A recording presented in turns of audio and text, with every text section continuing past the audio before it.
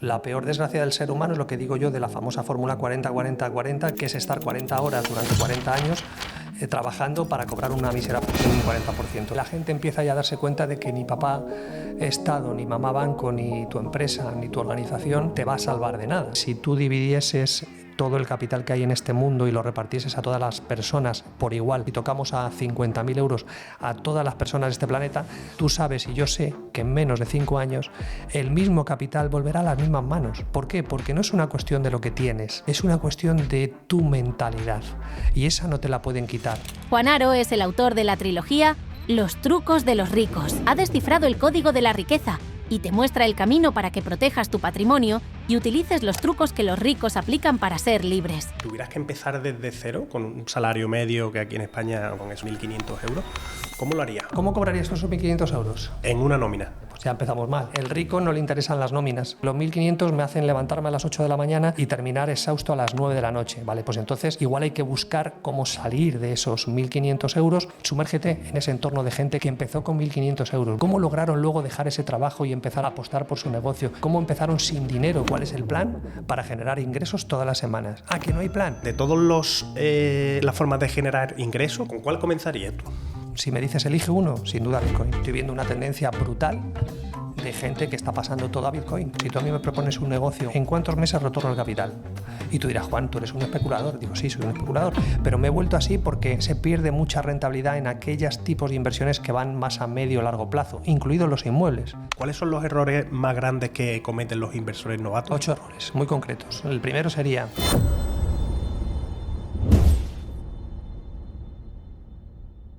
Imagina tener en tus manos todos estos libros de los expertos que han pasado por este podcast.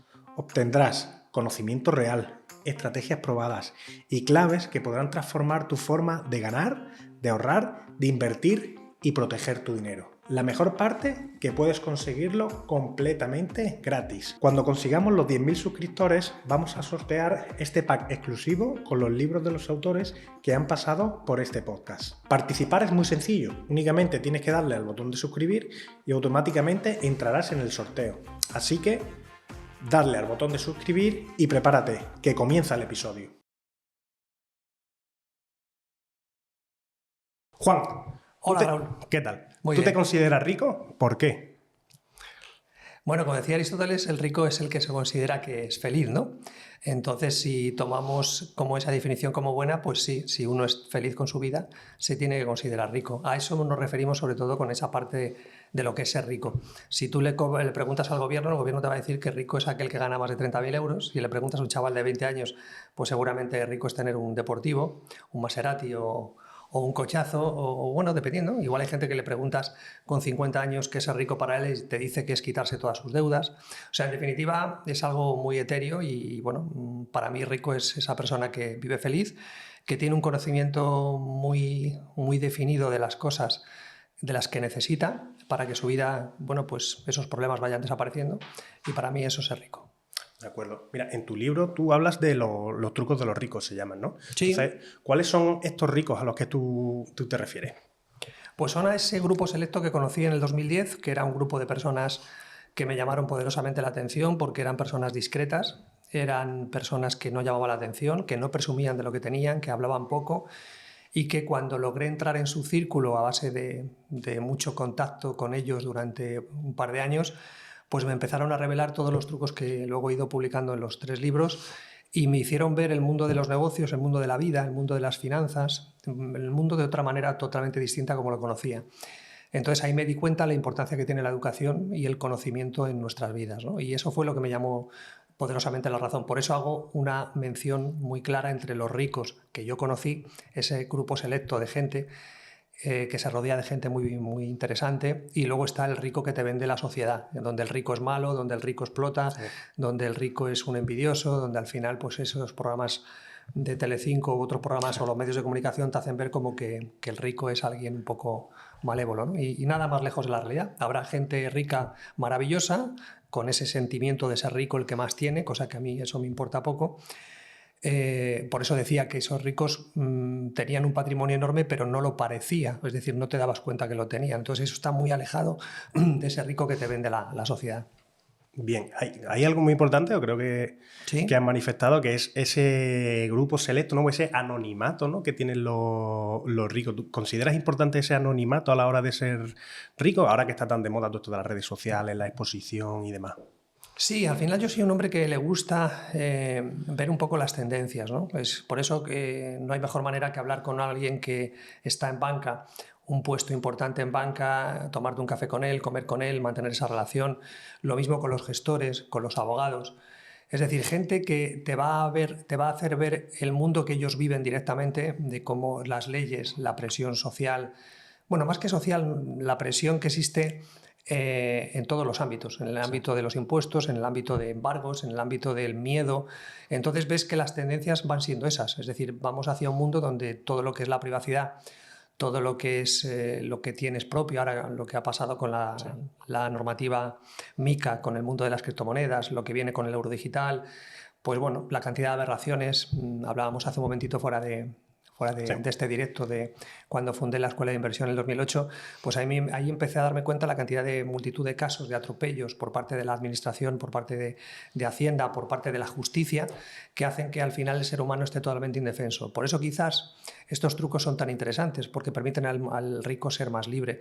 Pero contestando a tu pregunta, sí, efectivamente cada vez toma más relevancia el hecho de ser más perfil bajo, tener un anonimato cada vez más importante. No olvidemos que esta información no saldrá a la luz pública, lo que tiene que ver con esta gente que va presumiendo de que tiene bitcoins o que tiene casas o que son millonarios, y lo que no te van a sacar en los medios es que muchas de esas personas o CEOs importantes, como ya ha pasado en Estados Unidos y en otros sitios, pues son personas que luego son extorsionadas, que les persiguen y que al final pues terminan teniendo problemas por ese motivo, ¿no? Porque al final estamos expuestos a la gente que está ahí fuera, y ya sabemos que muchas veces el gobierno, las leyes protegen más al delincuente que al ciudadano de a pie, ¿no?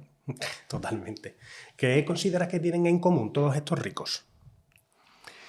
Bueno, pues posiblemente podríamos decir que 6 cosas. Una es la mentalidad práctica, es decir, son gente tremendamente práctica, no les interesa ningún tipo de guerra que no tenga que ver con la consecución de sus objetivos, que sus objetivos no estamos hablando solamente de temas materiales, sino estamos hablando de seguridad, estamos hablando de esa seguridad financiera más que la libertad financiera, del conocimiento, de vivir la vida. Por eso el tercer libro tiene que ver con 100 trucos y hábitos prácticos para disfrutar la vida como hacen los ricos. Ese sería el primero, esa mentalidad práctica. El segundo es que se rodean de diamantes, es decir, el rico no pretende tanto saber de todo ni conocer de todo, sino sobre todo de buscar a los mejores en cada campo, lograr relaciones con ellos, ver si son personas honestas, si son personas con las cuales pueden trabajar juntos, y a partir de ahí apalancarse, ¿no? En cualquier ámbito. El tercero es, precisamente hablando de apalancamiento, es algo que me llamó poderosamente la atención de ellos, es lo que Robert Kiyosaki habla de top y dop, que es tiempo de otras personas y dinero de otras personas. Yo todos mis correos los firmo con la frase de John Rockefeller, que es: prefiero el 1% de 100 personas que el 100% de mi propio esfuerzo. Bueno, pues esa es la mentalidad también de los ricos. Ese sería el tercero, el apalancamiento. El cuarto sería diversificación. ¿Por qué diversificación? Pues por la frase de Matt Damon de la película Bourne, que dice: espera lo mejor pero prevé lo peor. Entonces esto es algo que veo que no hace la gente, que realmente la gente lo que hace es poner todos los huevos en una misma cesta, todos sus ahorros en un mismo banco, todas las inversiones en un mismo activo, todo su dinero y su tiempo en una misma empresa o en un mismo negocio o en un mismo trabajo. Es decir, la antítesis es lo que hace el rico. Por lo tanto, esa parte de diversificación en todos los sentidos es clave. Ese sería el cuarto. El quinto es que no siguen a la manada, es decir, que hacen lo contrario de lo que hace la gente, y esto tiene que ver con todo, con temas fiscales, con temas legales, con temas... No tienen por qué seguir el mismo sendero, ¿no? Y luego el último, el sexto, ese sería el quinto. El sexto es que en toda actividad, en toda acción o proyecto, siempre existe un lado visible y un lado no visible. Ahora, uniendo lo que tú me preguntabas, Raúl, anteriormente con respecto al tema de la privacidad, del ataque también a lo que esté a nombre tuyo, ese ataque hacia la propiedad privada tiene que ver con esto, ¿no? Con el hecho de que más gente se está yendo a ese lado no visible, ¿no? Ahí podríamos entrar en temas de descentralización, en temas de que la gente empieza ya a darse cuenta de que mi papá Estado, ni mamá banco, ni tu empresa, ni tu organización, sea tuya o seas trabajando por cuenta ajena, te va a salvar de nada. Solamente te va a salvar ese conocimiento y ese hecho de decir, me voy quizás a un lado menos visible, donde no tengo por qué dar mi información, ni tengo por qué tener las cosas a mi nombre y nadie tiene que saber lo que tengo, ¿no? Entonces, esa parte de lados visible y no visible, tengo en un lado lo visible que yo quiero que vean, y en el otro lado, realmente donde está la chicha, es ese lado no visible. Y esas transferencias, tanto en la parte de conocimiento como en la parte de lo material, el dinero, las posesiones, ese perfil bajo que decía antes Raúl, todo eso tiene que ver con esto, con lo visible y no visible. Esos serían los 6 aspectos quizás más importantes de esa mentalidad. Bien. Luego hablaremos de algo interesante que has Sí. mencionado, que es el tema del euro digital, que la pérdida del efectivo y demás. Pero bueno, vamos a Sí. diferenciar el podcast, vamos a dividirlo como en 4 bloques, que es la generación de ingresos, el ahorro, la inversión y luego cómo proteger el patrimonio, que yo creo que al final es el camino que debería de llevar cualquier persona. Es decir, Sí. cómo lo generas, cómo lo ahorras, cómo inviertes ese dinero y luego cómo lo proteges, ¿no? Entonces, comenzando con el primero de los bloques, el de generar ingresos. Sí. Actualmente, si lo puedes decir y quieres comentarlo, ¿cuántas empresas tienes o cómo diversificas tu forma de generar ingresos o cómo Juan genera ingresos actualmente? Bueno, yo creo que es lo que siempre comento, ¿no? Al final no se trata tanto de lo que Juan hace o tiene, o se trata más que nada de que despertemos en la mentalidad de la gente que nos ve o que nos escucha eso que estamos diciendo, de qué maneras existen, de dejar de pensar como nos han enseñado, de pensar que tenemos que hacer mucho esfuerzo, de que tienes que tener capital para invertir, empezar a huir de todo ese mundo y empezar a ver que existen un montón de posibilidades que están ahí fuera. Yo siempre hablo de 4 familias de inversión, que estamos hablando de lo que es inmuebles, la segunda familia o la primera, llámalo como quieras, lo que son negocios sistematizados, Sí. ¿vale? Estaríamos hablando también de una cosa son ingresos pasivos, negocios sistematizados, mercados financieros también.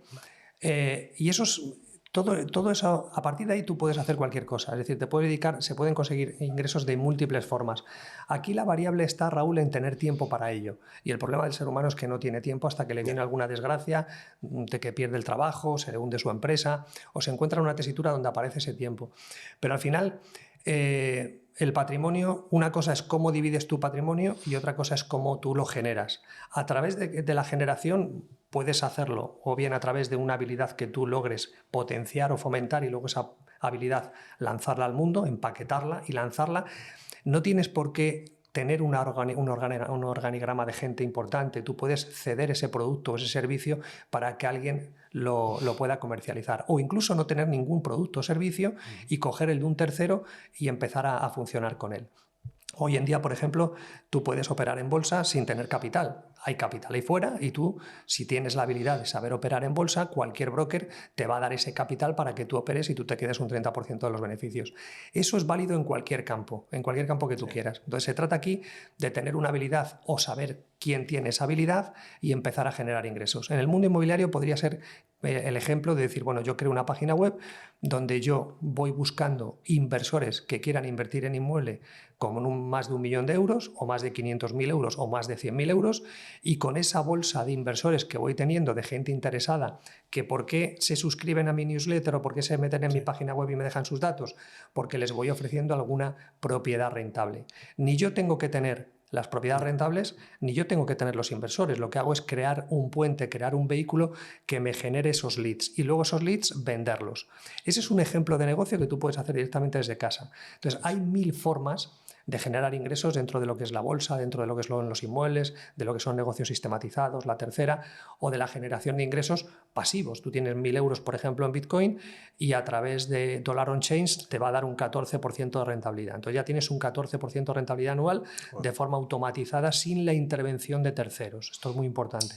Entonces, hay 1000 formas. Ahora, lo que hace falta es comenzar. Lo que hace falta, como decía al principio de la respuesta a tu pregunta, Raúl, es ¿tienes tiempo? ¿Quieres generar ingresos? Porque yo veo que muchos libros o mucha temática sobre educación financiera trata sobre los gastos.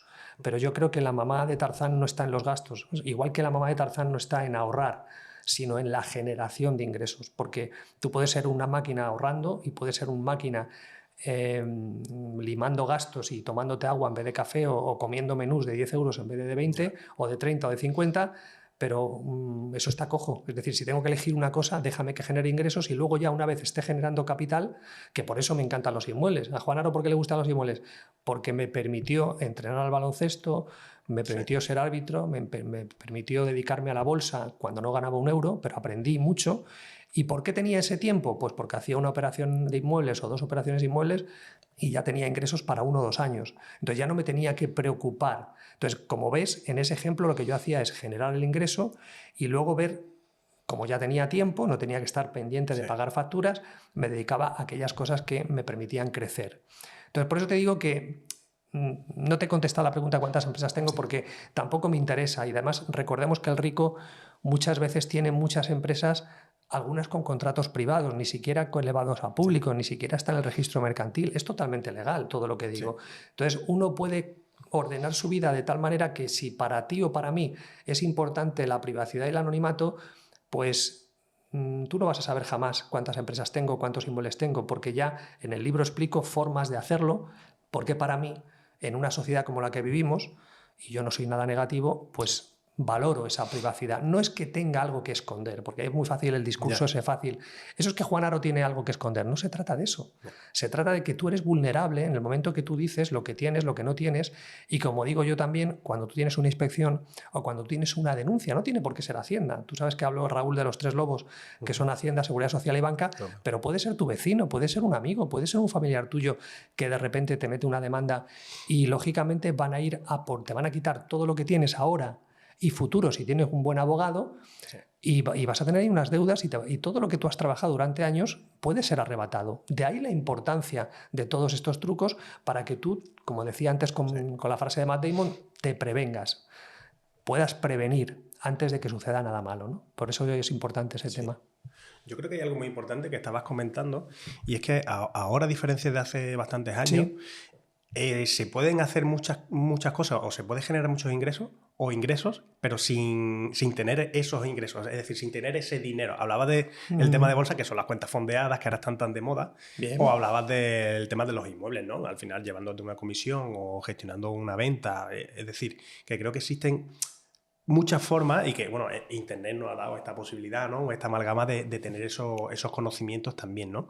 Pero al final es un poco lo que estabas comentando, ¿no? La gente carece de ese tiempo, no saca ese tiempo o no quiere sacar ese tiempo porque se acomoda. Yo creo que España vivimos en un país cómodo, la gente se acomoda y no quiere salir de esa zona de confort. Entonces, ¿cuál de todas las formas de generar ingresos que has dicho, inmuebles, bolsa, oro, Bitcoin, con cuál te quedaría o con cuál comenzarías?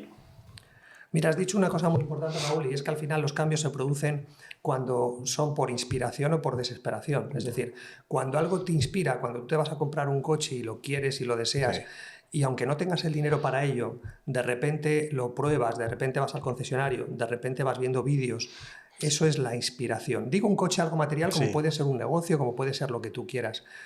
Y la otra opción es la desesperación, y es cuando de repente, como decía hace un momento, no tienes nada, has perdido todo y tienes todo el día para hacer cosas y no sabes por dónde arrancar. Tienes tiempo, estás desesperado, quieres salir del hoyo. Ahí es cuando se producen los cambios. La peor desgracia del ser humano es lo que digo yo de la famosa fórmula 40-40-40, que es estar 40 horas durante 40 años trabajando para cobrar una mísera pensión de un 40%. Esa es la desgracia, porque no te permite lograr esos sueños que puedas tener, que puede ser dar la vuelta al mundo, puede ser pintar o puede ser pasear con tu familia. Por lo tanto, esa es la parte importante.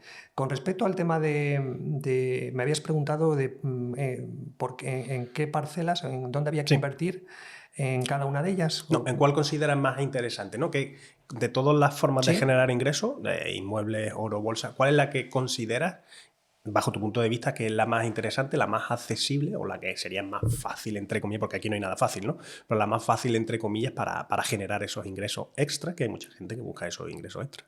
Sí, de todas maneras, vamos a ver, la gente te sorprende cada 2x3. Es decir, puede haber una idea maravillosa que de repente la sacas al mercado y de repente gusta, y como tú bien decías, no tienes por qué montar una sociedad limitada, no tienes por qué ser autónomo. Es decir, hay muchas formas de montar algo con una estrategia bien definida, lo que dice mi socio, vestir bien el muñeco, para que al final tú recibas esos ingresos de forma limpia y de forma legal.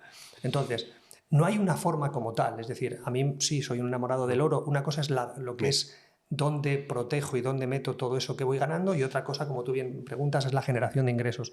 En la generación de ingresos puede ser una simple idea, como he dicho antes, de la página web para generar leads, puede ser un producto, un servicio que tú empiezas a comercializar, puede ser un servicio nuevo que has creado de la nada, un producto nuevo, es decir, puede ser algo que ya existe, pero que tú le das una vuelta y de repente lo comercializas de una manera distinta y eso te hace generar ingresos. Quizás una forma interesante para la generación de ingresos, pienso que podría ser un bot de trading, que eso te permite tener un cash flow diario y pasivo, con lo cual podrías empezar por ahí, pues con 1.000, 2.000, 3.000 euros que generen un ingreso estimado un 2% mensual, automatizado. Sé que bot de trading hay un montón y como todo en la vida hay un montón de estafas y hay un montón de cosas que no funcionan. Esa es tu responsabilidad, igual que hay muchos productos que dicen que venden y luego no venden y viceversa. Entonces tu responsabilidad es elegir aquello que funciona, sumergirte en todo ese mundo y ver todo lo que hay detrás de bambalinas y a partir de ahí decidir.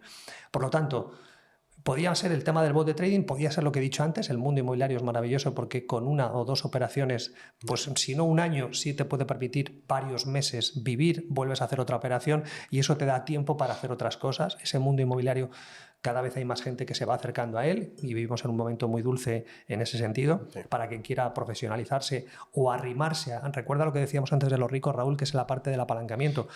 Tú no tienes por qué aprender absolutamente todo del tema de inmuebles o del tema de bot de trading. No, te tienes que juntar con gente que ya está generando esos ingresos, ver cómo lo hacen y ver cómo colaborar con ellos para que al final tú puedas tener ahí tu momento de gloria para poder también aportar lo que sea. Puedes aportar tiempo, puedes aportar inmuebles, puedes aportar contactos y de ahí puedes tener una participación de esos beneficios.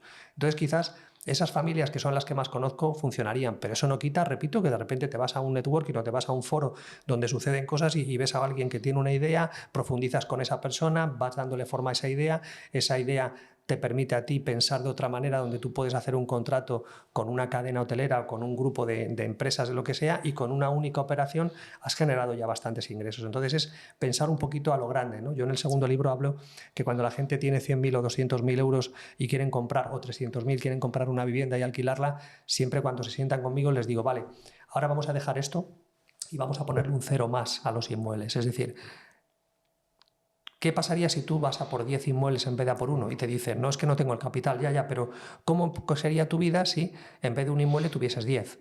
Ponle un cero más. Y si tienes 10 inmuebles, ayer, por ejemplo, estaba con una persona que tenía un plan y estuvimos revisando ese plan, para tener 450 rentas en 6 años. Entonces, contaba con un capital no muy grande, sí, pero ahí está la estrategia para ver cómo podemos conseguir 450 rentas y qué tipo de operaciones hay que hacer y de qué manera. Entonces, esa parte de consultoría estratégica de inversión en este caso es algo que también puede funcionar. Entonces, pero es volver a buscar esa información que está poco accesible, que no es lo típico que te cuenta todo el mundo. Y ahí es donde aparecen un poco los saltos exponenciales. Qué bueno.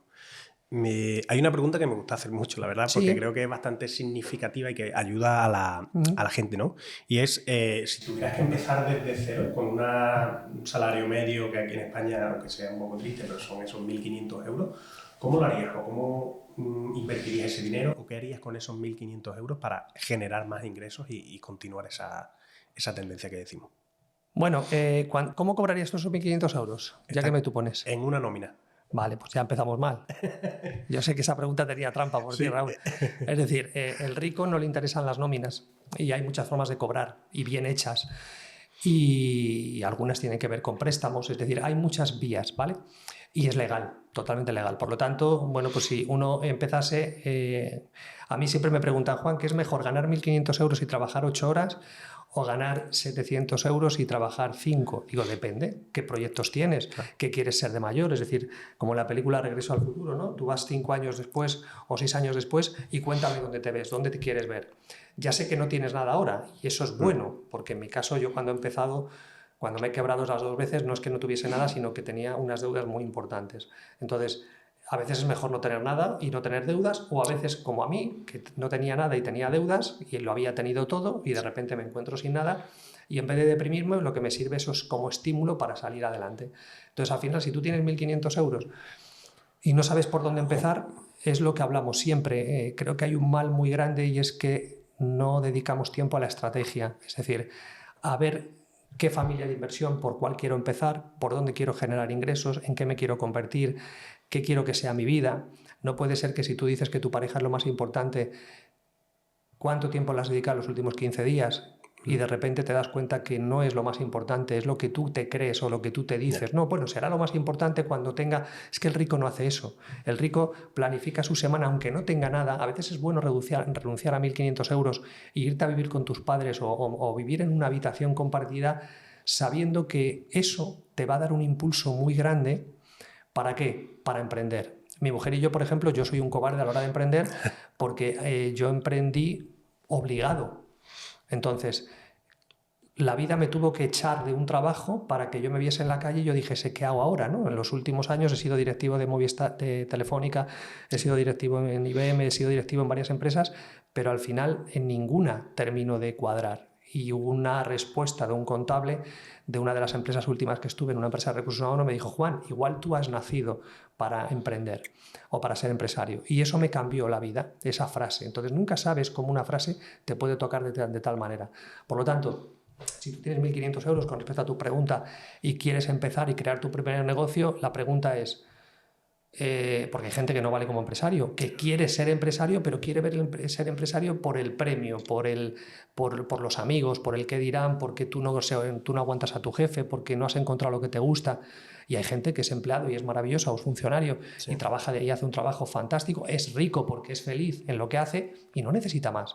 Ahora, hay gente como yo que dice, oye, yo soy más feliz y estoy más a gusto cuando emprendo, cuando soy el dueño de mi tiempo y cuando voy diseñando lo que quiero. Sé que ahora no tengo nada, sé que ahora dependo de 1.500 euros y yo te digo, esos 1.500 euros te dan para tener un par de horitas todos los días para ir diseñando tu proyecto y para empezar a hacerlo, apalancarte quizás en otra persona que tenga las tardes libres o las mañanas y puedas asociarte con él, y de esta manera, con esa palanca de tiempo, tú no tienes por qué dejar tu salario, tus 1.500 que te vienen bien, pero tienes a su vez esa otra segunda actividad que la coordinas con alguien que tiene también mañanas o tardes libres y vas creando esa primera fuente de ingresos. ¿Eso es así? No, Juan, porque los 1.500 me hacen levantarme a las 8 de la mañana y terminar exhausto a las 9 de la noche. Vale, pues entonces igual hay que buscar cómo salir de esos 1.500 euros, bajarlos, irte a un sitio donde igual ganes 900, pero tengas 2 o 3 horas libres. Pero esos cambios, como decíamos antes, Raúl, te los va a dar si tienes inspiración o desesperación. Si eres una persona neutra, donde no te mueve demasiado querer ser empresario o no estás desesperado, no tienes inspiración o desesperación, eso no va a producirse. Vas a empezar a ver excusas, vas a leer una noticia de que hay un montón de empresas que cierran, que el mundo de la emprendeduría es tremendo. Vas a ver un montón de situaciones negras. ¿Por qué? Porque no te llama tanto la atención. Entonces, yo te diría, sumérgete en ese entorno de gente que estaba como tú, que empezó con 1.500 euros. Búscala. ¿Cómo lograron luego dejar ese trabajo y empezar a apostar por su negocio? ¿Cómo empezaron sin dinero? Porque hay mucha gente que no empieza porque dice, es que tengo que tener dinero. Tú quieres montar una fábrica de muebles o quieres montar lo que sea y vuelvo a lo mismo. No tienes por qué tener esa fábrica. No tienes por qué tener todo ello. Tú puedes empezar con un producto mínimo, o el que sea, y cederlo a un tercero, y luego ese tercero ya le facturarás tú de la manera más conveniente fiscalmente para que recibas esos ingresos, pero te quitas gastos fijos, compartes el beneficio, es decir, todo puede ser apalancado. Y esa parte a mí me explotó la cabeza. Sí, hay algo muy interesante que vas comentando siempre, o vas soltando la pildorita, y el tema del networking. Es decir, que le dan mucha importancia al networking, por lo que veo, desde que empiezas hasta que vas continuando, vas avanzando, ¿no? ¿Cree que es fundamental o es uno de los pilares básicos ese networking para poder avanzar? Sí, Nicolás Taleb hablaba mucho de esos dos estadios que son el extremistán y mediocristán, ¿no? Entonces, el networking lo que te da, o el hecho de conocer gente, o de ir a eventos, o de simplemente conocer personas, ¿no? Yo una de las primeras cosas que hice en Málaga cuando llegué fue meterme en un club que es Aperi Club, y ahí descubrí un montón de gente, de todo tipo de empresarios, todo tipo de gente, y eso me dio asistir a eventos, asistir a sitios, es decir, extremistanes, donde pasan cosas, donde suceden cosas. Puede ser una conversación interesante, puede ser un evento de ocio, un evento de negocios, o puede ser lo que sea, pero es irte a una fiesta, también es networking, y también es extremistán, eso es lo que dice Nicolás Taleb y estoy muy de acuerdo con él, y mediocristán no es que tú seas mediocre, mediocristán es simplemente donde no pasan cosas. Por ejemplo, si tú tienes un trabajo y ves a las mismas personas y hacen las mismas cosas día tras día, eso es mediocristán. No va a suceder ninguna magia. Entonces, ¿cuándo sucede la magia? Cuando estás en extremistán, cuando cada semana es diferente de la otra, has ido a un sitio que no habías ido antes, hoy estoy contigo, hoy he conocido a Raquel, he conocido a tu despacho de abogados, hemos empezado también a hablar de sinergias. Esto es extremistán. Conocer personas que brillan o que pueden brillar o que te permite crear colaboraciones y que a partir de ahí aparecen luego esa otra magia. Pero si estás en tu caja y estás en mediocristán donde no pasa nada y tú lo que haces es como un hámster, repetir las mismas cosas, obtienes los mismos resultados. Por eso digo que si tú sabes ganar 1.500 euros en un trabajo, ¿ahora qué quieres ganar? 1.500 también al mes en otra actividad tuya que tú controles. Vamos a empezar con la marca, vamos a empezar a ver qué quieres ser de mayor, vamos a trazar una estrategia. ¿Esto te ilusiona? Es decir, ¿esto te hace que todas las mañanas te levantes diciendo voy a crear mi propia actividad, voy a generar mis propios ingresos? ¿O para ti es un trabajo? Esa parte mental, esa parte donde tú tienes que ver si eso es un castigo o es un premio o te motiva o ya vas al trabajo de otra manera porque antes no tenías ningún proyecto y ahora tienes un proyecto, todo eso son señales que definirán no si vas a llegar, porque eso lo define también una parte que es la suerte, pero sí te dice que ese es el camino apropiado. Por eso hay mucha gente que no termina tampoco de lograr lo que quiere, porque hay una confrontación, hay un problema entre sí mismo, donde por un lado quiere porque la sociedad quiere y porque él cree que quiere, pero luego dentro de sí no está a gusto, ¿no? Eso es importante. Bien, por terminar con este bloque de generación de ingresos, a mí hay también una de las preguntas que me suele gustar mucho es si el emprendedor nace o el emprendedor se hace. Es un poco las dos cosas, ¿no? Es lo que he dicho antes, a mí me encanta la película Forrest Gump, que empieza con la famosa pluma que va volando y termina con esa pluma que va cayendo. Y a lo largo de la película te das cuenta que al final ese éxito, eso de si se nace o se hace, como tú bien preguntas, es una combinación de ambas cosas. Tú puedes ser alguien que no naces con un don, pero sí tienes lo que decía antes, sí tienes de alguna manera esa pasión, esas ganas, esa disciplina porque te encanta, por ejemplo, lo que sea, hablar en público porque te encanta montar negocios, pero tienes esa parte cara B, que es lo que es la habilidad, la actitud, las ganas, la pasión, esa es la cara B. A Forrest Gump le pegaban palos por todos lados, pero al final el tío era un hacedor, era pin, iba triunfando en cada área. Y luego la otra parte que es la suerte. Entonces tú no puedes decir, yo sé que haciendo, y esto lo veo mucho y yo no estoy de acuerdo, parece ser que si tú te enfocas totalmente, parece que si tú le dedicas mucho esfuerzo, muchas horas y con una pasión y con unas ganas, parece que puedes lograr todo. Y no es así. Hay gente que no hace nada de eso y tiene gran suerte, un 70% de suerte y sabe dar con lo que da y de repente tú y yo hemos pasado por un montón de penurias al montar negocios y llega otro, lo monta, vale, ahí ni nace ni se hace. La suerte ha tenido un valor muy grande. Por lo tanto, yo no diría blanco-negro. Yo creo que es una combinación de ambas cosas y en mi caso, yo cuando me estafaron la primera vez a mi mujer y a mí en la primera compra que hicimos de nuestra vivienda, podíamos haber dicho, oye, ¿qué pasa aquí? Y no, dijimos, oye, el sector inmobiliario hay que conocerlo y a partir de ahí pusimos el ojo en el sector inmobiliario. Entonces, al final ves una combinación de las dos. Es el hecho de cómo tú ves las cosas, el cómo tú te apasionas con algo y a la vez ser humilde para decir, bueno, ahora me tiene que acompañar la suerte. Si ambas cosas acompañan, bien. A veces no acompaña la suerte en ese momento, pero te acompaña después. Yo estos trucos de los libros, algunos son de hace muchísimos años. Sí. Entonces, ¿quién me iba a decir a mí que esa información que yo estaba recopilando hace muchos años le serviría a gente que va leyendo ahora en el metro, que va leyendo o que va escuchando un audiolibro y que esos trucos les ayuda a mejorar su vida? Entonces al final tú haces las cosas y luego el destino, esa parte de la suerte va recolocando todo, pero tú te tienes que mantener fiel a ti mismo, ¿no? Y a partir de ahí dejar que el universo vaya organizando las cosas. ¿Qué sucede? Que llega a lo que tú querías llegar, bien que no, pues tampoco pasa nada, pero lo has intentado y te has pasado un buen rato durante el camino. Qué bien. Entonces, ¿consideras que es importante la suerte a la hora de generar ingresos? Sí, mucho, y sobre todo porque no escuchamos a nosotros mismos, es decir, nos prostituimos con la imagen de lo que creemos que tiene que ser y no vemos las señales. Es decir, no estudiamos lo que la vida, cuando yo digo, al final, la naturaleza no es esfuerzo, los animales no es esfuerzo, las plantas nacen, es decir, el ser humano es el único que se rebela contra lo que ve. Entonces, al final tú tienes que evadirte un poco, subirte arriba, como mirar el bosque y decir, a ver, ¿qué me está pasando en mi vida? ¿Qué está ocurriendo? Hay cosas que tú dices, le tengo que poner, es como la filosofía del rico con un negocio. El rico con un negocio hace 3 cosas y es, en 3 años o lo ha cerrado, o lo ha vendido al 100% o lo ha delegado al 100%. ¿Qué le va a hacer definir eso? Las señales, es decir, lo que está haciendo va hacia arriba o hacia abajo, se encuentra estancado o no se encuentra estancado. Y a partir de ahí prefiere dedicar su tiempo, es como ver una película Netflix o una serie o leer un libro. Si en los primeros 20 minutos o media hora no te ha enganchado, pues el rico lo que hace es decir, paso a otra cosa. Claro. El que no es rico dice, bueno, ya que le dedico media hora, le voy a dedicar otra hora o 2 horas a ver si el final es bueno. Y al final igual el final era bueno, pero te has pasado un montón de horas que las has desperdiciado, porque no te ha dado ningún tipo de retorno, de placer. Pues esto es un poco lo mismo, ¿no? Exactamente igual. Bien, pasando al bloque del ahorro. ¿Recomiendas algún porcentaje para ahorrar o cómo lo harías? Bueno, va a depender lo mismo de la edad, no lo mismo ahorrar a los 20 años que ahorrar a los 50 años, ¿no?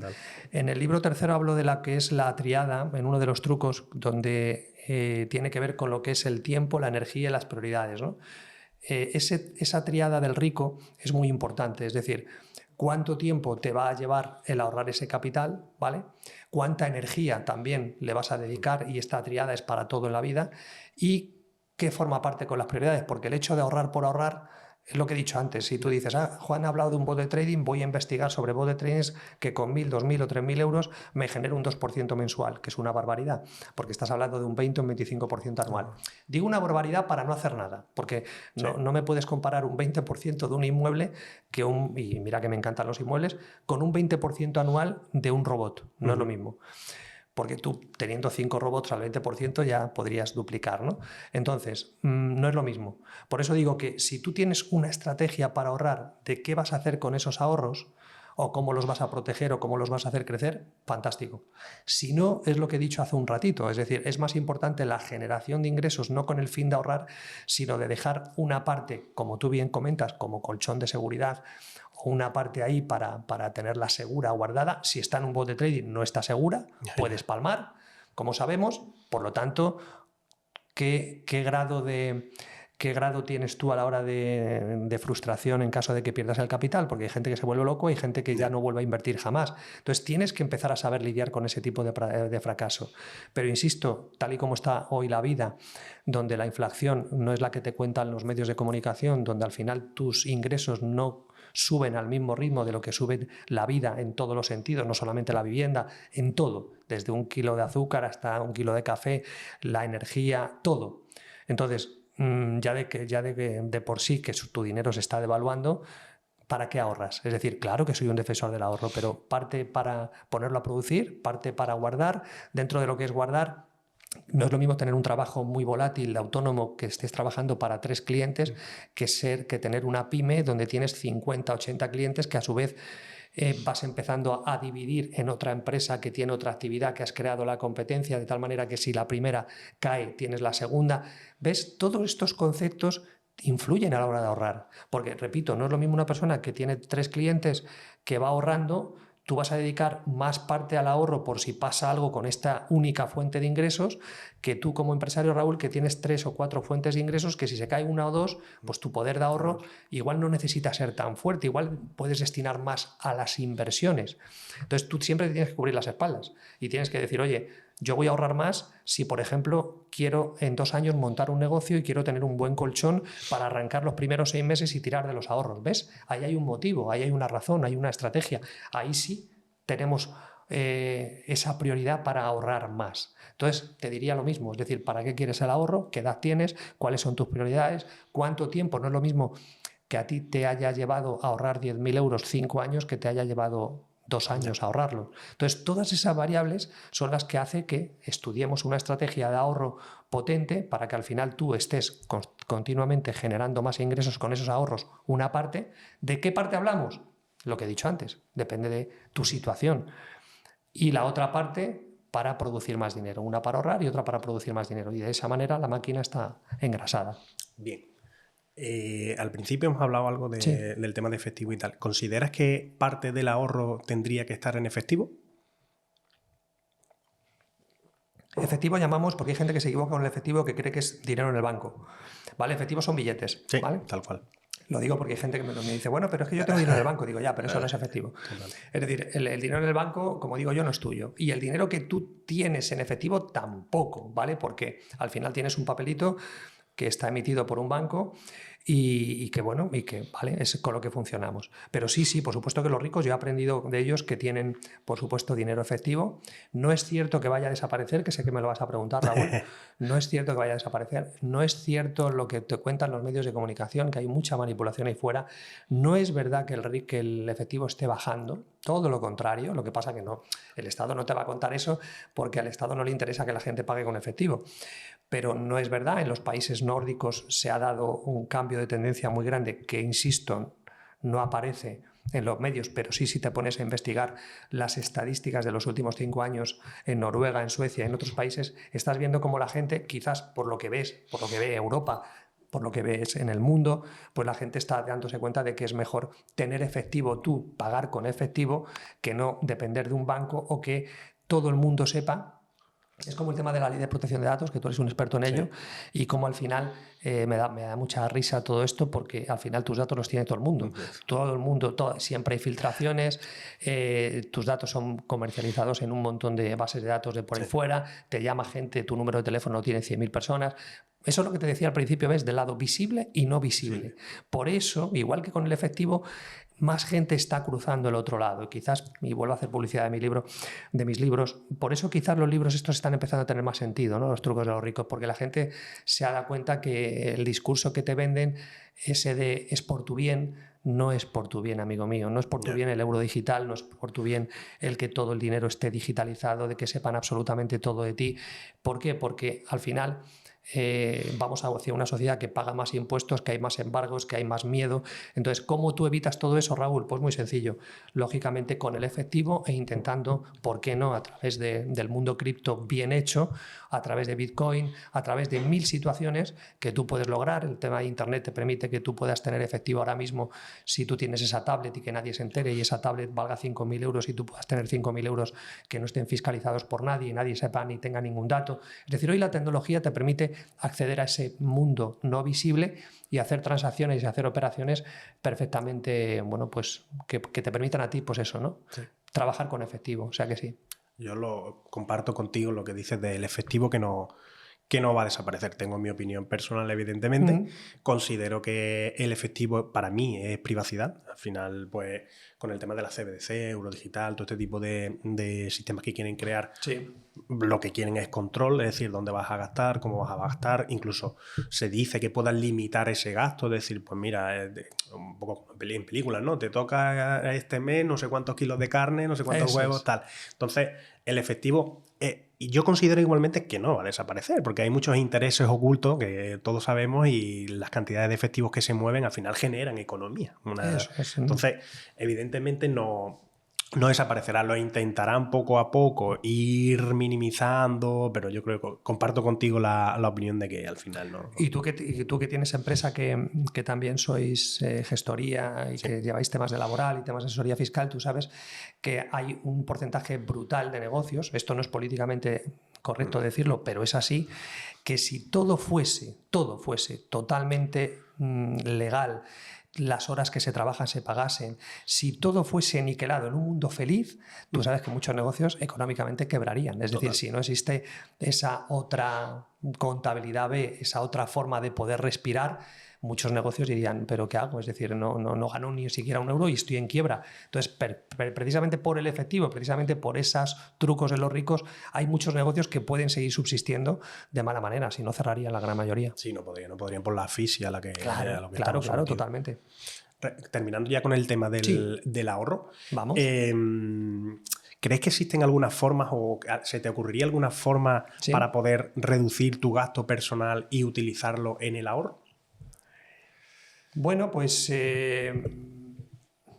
sin sacrificar, por ejemplo, la calidad de vida, te refieres, ¿no? Sí. Es decir, Bueno, lo primero quizás sería hacer como hace Hacienda, Raúl, es decir, que es cobrarte el primero. Es decir, sabemos que Hacienda cobra siempre el primero antes de que recibas tu nómina o tu ingreso, por eso no me gustan las nóminas. Hay que tenerlas, sí, pues claro, hay que vestir el muñeco y tendrías que tener una nómina porque si tú tienes una inspección mañana tienes que decir de qué vives o cómo vives o cómo pagas la gasolina y demás. Entonces, esa es la parte visible que yo decía. Pero luego hay una parte no visible que es bueno que también ese avatar tuyo le vayas dando esa vida que te permita esa cierta invisibilidad. Entonces, esa podría ser una, es decir, el hecho de cobrarte el primero, por eso también a veces es bueno cobrar fuera de España o cobrar de otra manera distinta. Si tú y yo tenemos un contrato de prestación de servicios y yo te voy a contratar a ti y te digo, vale, pero como tú hay una parte que te lo va a facturar otra empresa desde otro sitio, que es totalmente legal, en concepto de temas de imagen de marca, de no sé qué, de lo que sea, y hay otra parte que yo te voy a pagar. Entonces ahí hay dos ejemplos. Esa segunda parte podría ser otra forma de ingresar para el ahorro, ¿vale? Donde tienes unos impuestos distintos a que si me los pagases a mí directamente, ¿no? Entonces esa podría ser una. La otra, por ejemplo, estaríamos hablando destinar una parte, crear como una empresa una serie de presupuestos, de decir, oye, ¿qué parte me va a dar lo que decíamos antes? Tener más tiempo, más energía. Yo soy un friki de la energía, es decir, yo soy alguien que dice que me da energía semanalmente. Y si a mí el cine, que me encanta, me da energía y el baloncesto, yo no voy a racanear, en mi caso, el ir al cine o el ir al baloncesto porque sé que me da mucha energía. Son dos hobbies que me apasionan. Entonces, yo ahí no reduciría el ahorro, pero igual sí, si hago una auditoría de los últimos 3 meses o 4 meses de todos los gastos que he tenido, sí puedo ver en un gráfico perfectamente dónde se me está yendo el dinero. Esos pequeños gastos que dices tú, oye, pues igual aquí podría ahorrar una parte y de esto además, ahorrando esta parte quizás de salir fuera a comer, igual como en casa, tengo más tiempo para leer, es decir, le veo ese lado positivo a comer más en casa y menos fuera. Pero siempre, repito, sin tocar los extremos. Ni es un extremo muy bueno estar siempre cenando fuera, comiendo fuera, ni tampoco estar en casa. Es decir, por lo que decíamos, ¿no? De socializar, de crear esa parte de la vida más alegre. Por lo tanto, sería eso, el hecho de decir qué parte puedo racanear de esos gastos que me permita ahorrar más. Y a partir de ahí, yo soy también un amigo de fijarme premios. Es decir, si yo digo voy a reducir mis gastos y es un objetivo mío en este año en un 15 o un 20%, fijar un premio a esa meta y hacer un plan para ver cómo lo puedo ir reduciendo y cómo puedo ir controlando cada 2 o 3 meses que voy cumpliendo ese objetivo, ¿no?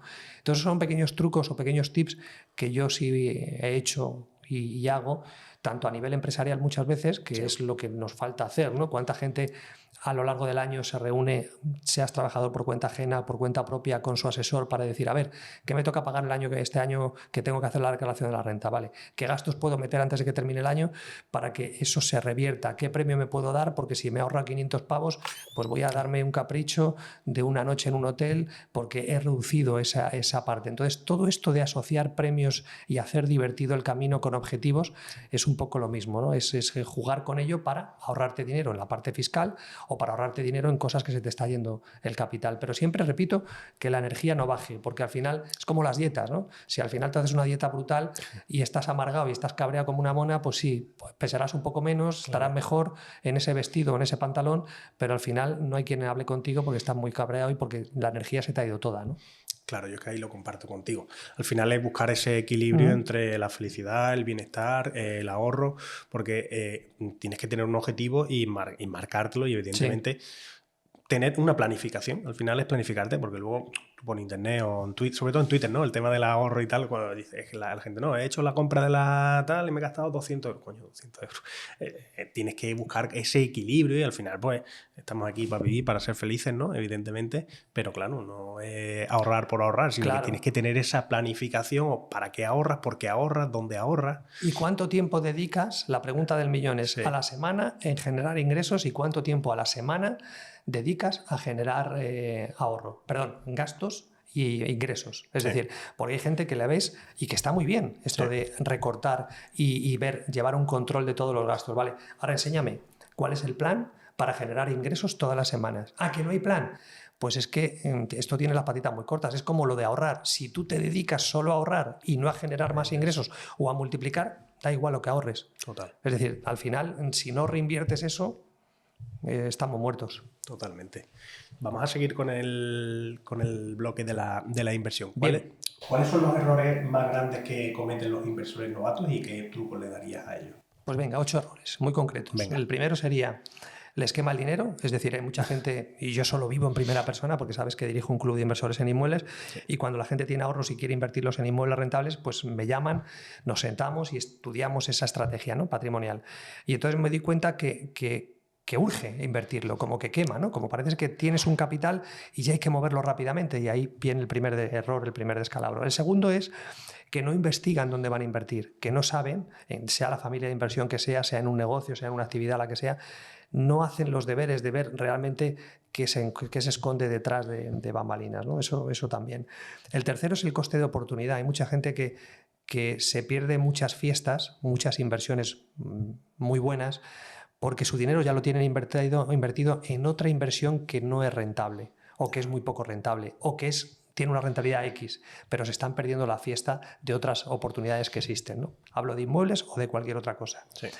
Ese sería el tema del tercero, el coste de oportunidad.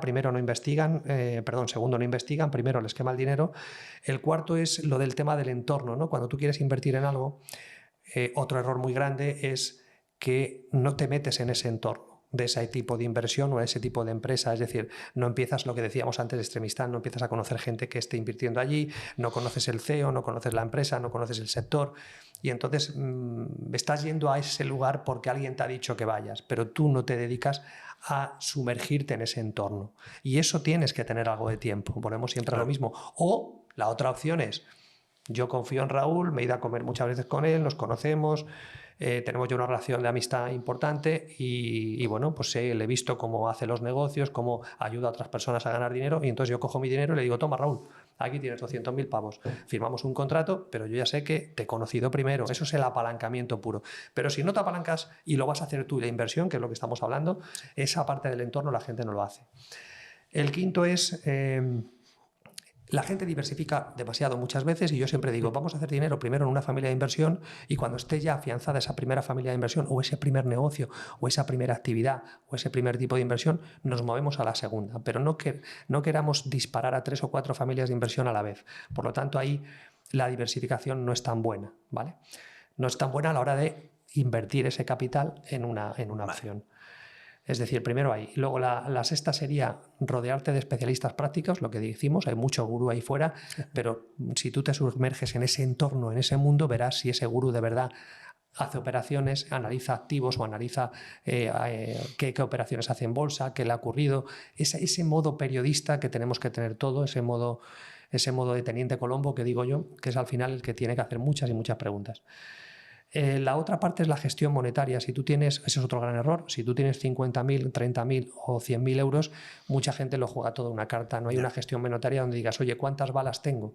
No, pues tengo una porque he metido los 100.000 pavos en esta inversión. Pues ya no tienes ninguna bala. Si esa bala va mal, te has quedado sin capital. Es verdad lo que decía antes, que no es lo mismo ganar 100.000 euros en un año que ganar 100.000 euros en 20 años. El dolor no va a ser el mismo. Si tú has ganado, porque en otro año puedes ganar otros 100.000, ¿no? Claro. Esa sería la séptima, y la octava sería el sistema, ¿no? Hay mucha gente que invierte pero no tiene un sistema de cuándo va a entrar y cuándo va a salir. Mete el capital o hace una inversión, pero no tiene claro cuándo va a desinvertir. Entonces quizás esos serían los 8 errores que más he visto en la gente. Para mí hay dos importantes de los que has comentado, que el último, el sistema, y el tema de los gurús. Por ejemplo, en sector cripto, sí, se ve mucho el gurú que recomienda criptomonedas, que recomienda la típica altcoin que va a ir 1 por 1000, y al final hay mucha gente que pierde dinero, ¿no? Entonces, yo creo que es muy importante ese investigar que comentabas, ¿no? Y ese estudiar, pues si vas a estar con cripto o vas a invertir en cripto, pues investiga, estudia y conoce las criptos, pero no te vuelvas loco porque el típico gurú en YouTube o en Instagram te diga invierte en esta cripto que va a hacer un 3000%, ¿no? Entonces, para mí es fundamental la investigación, como comentaba, el tema de los gurús, pero claro, tienes que saber a qué gurú seguir, ¿no? Vale, un cualquiera, mira a ver ese recorrido, conócelo como tú dices, habla con él. Si es accesible, no es accesible, si puedes hablar con gente que ha invertido, si te puedes tomar un café con ellos, que es lo peor que les ha pasado, lo mejor, porque al final ahí hay mucha historia que luego no la puedes confirmar. ¿Cierto? Totalmente. Entonces, ¿hay algún porcentaje que tú recomiendes a la hora de hacer una diversificación? Lo que tú dices, no, tengo 100.000 y recomiendas algún porcentaje, pues un 20% en inmuebles, un 10% en oro, me lo estoy inventando totalmente. ¿Hay algún porcentaje que recomiendes a la hora de diversificar ese patrimonio que tú quieres generar? Mira, el porcentaje te lo dice lo que decía antes, Raúl, si me permites, lo del tema de las señales, la vida.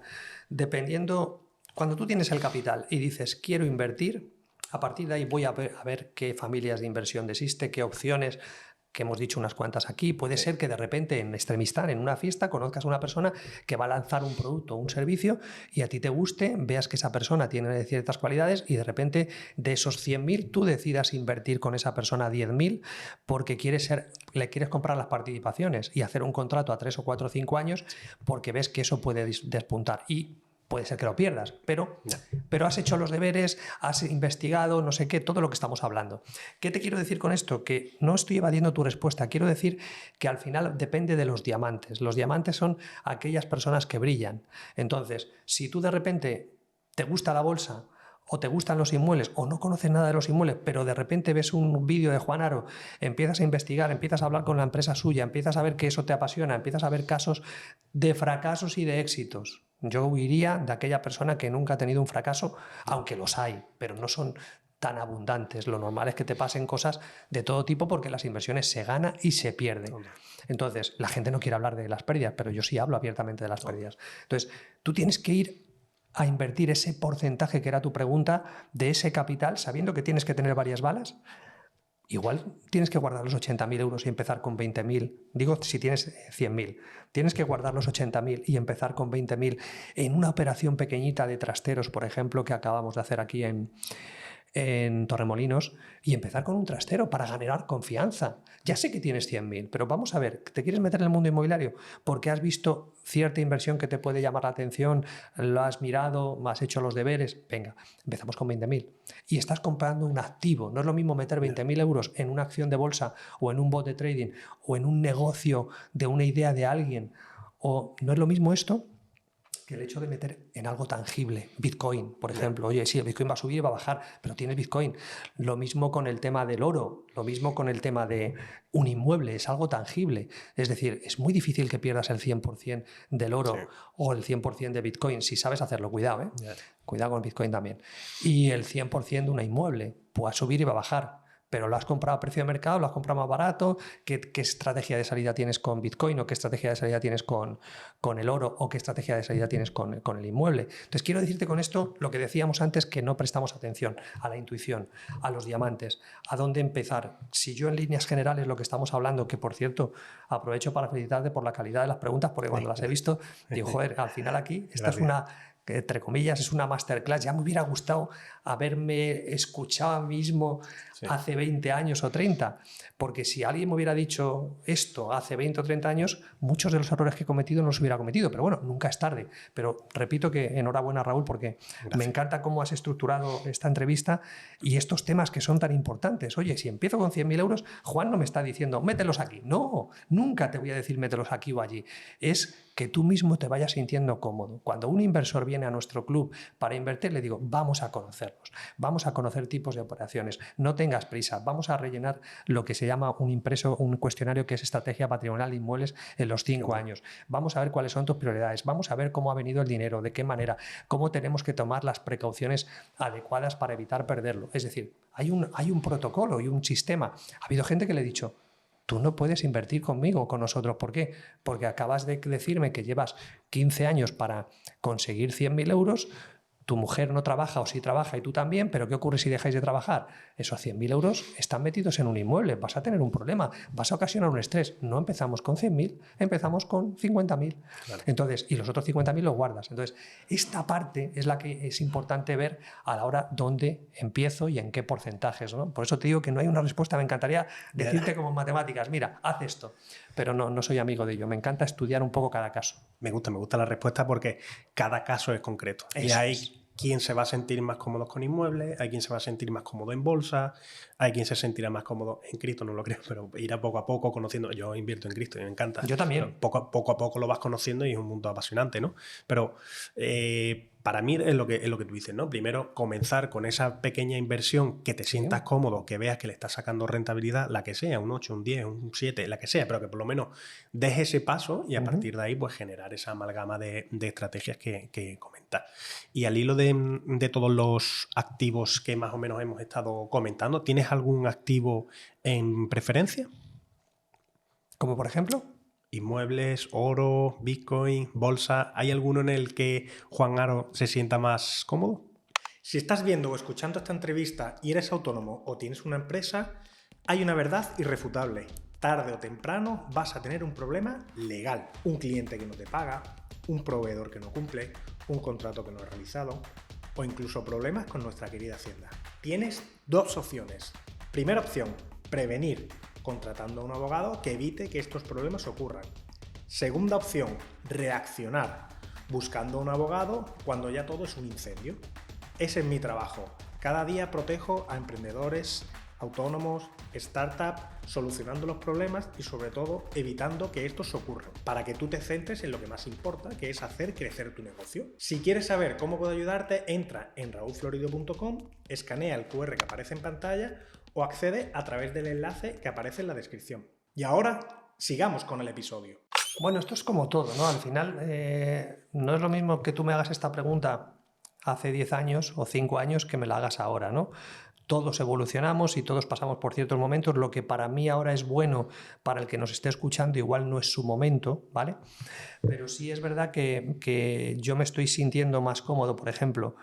Antes yo hacía operaciones más a medio o largo plazo, incluido en inmuebles, incluido en el mundo cripto, también, y yo era de los que conservaban ciertas criptomonedas, y en base a las tendencias que yo estoy viendo, ahora cada vez me vuelvo más cortoplacista. Entonces, si tú a mí me propones un negocio o invertir en lo que sea, y te estoy contestando, te voy a decir, ¿en cuántos meses, no en cuántos años, en cuántos meses retorno el capital? Y tú dirás, Juan, ¿tú eres un especulador? Digo, sí, soy un especulador, pero me he vuelto así porque no creo que se pierde mucha rentabilidad en aquellos tipos de inversiones que van más a medio o largo plazo, incluidos los inmuebles. Por lo tanto, las criptos, ¿para qué las utiliza Juan Haro? Para especular, para comprar y vender. ¿Dónde mete su patrimonio Juan Haro? En lo que estoy contando en los libros. Es decir, si tengo participaciones en empresas, si me vuelvo más apalancado en todo ello, si me gusta el oro, invierto en oro, si invierto en Bitcoin y si invierto en inmuebles, pero mientras que hace unos años invertía más a medio o largo plazo, ahora no. Ahora lo que voy haciendo es más especular en periodos de menos de 11 meses. Cuando a mí me presentan una operación, busco que tú recuperes el capital y los beneficios en menos de un año. Ese es mi objetivo. Entonces, por eso te digo que yo busco operaciones y negocios de ese tipo, ¿vale? Otra cosa es que de repente tú vayas a montar un negocio y a mí me interese asociarme contigo y veamos ahí una oportunidad y planteemos un escenario a 5 años, a 6 años y firmemos un contrato donde yo participe contigo a 5 años. Eso es algo muy específico, pero hablando de todo esto, me gusta mucho más en estos últimos años. Lo mismo que te he dicho que en los inmuebles ha habido un cambio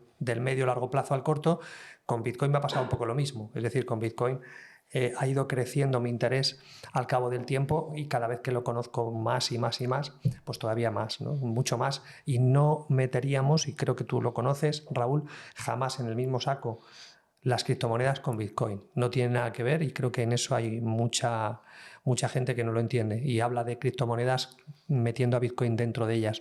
Y no, son dos mundos distintos, totalmente diferentes y no tienen nada que ver, porque cada vez me vuelvo más, figúrate que yo no creía que volviese al mundo de los bots, de los trading. Sí. Y cada vez estoy creyendo más, esto va a hacer pupa a la gente, cada vez creo más en las máquinas que en los humanos. Es decir, cada vez veo que no existe justicia para el que intenta hacer el bien, le caen palos muchas veces injustificados y se le persigue al que crea riqueza o al que crea emprendimiento y por tanto me siento más cómodo con las máquinas, es decir, me siento más cómodo con Bitcoin, que es algo que nadie puede gobernar y que nadie puede prohibir, mientras que USDT o cualquier otra criptomoneda, Solana o Ethereum, todas forman parte de empresas privadas que pueden ser y son amenazadas por gobiernos y por tanto te pueden, como ya ha pasado, te pueden embargar muchos tipos de criptomonedas y pueden poner leyes como la ley MiCA, donde bueno, pues es un claro despropósito.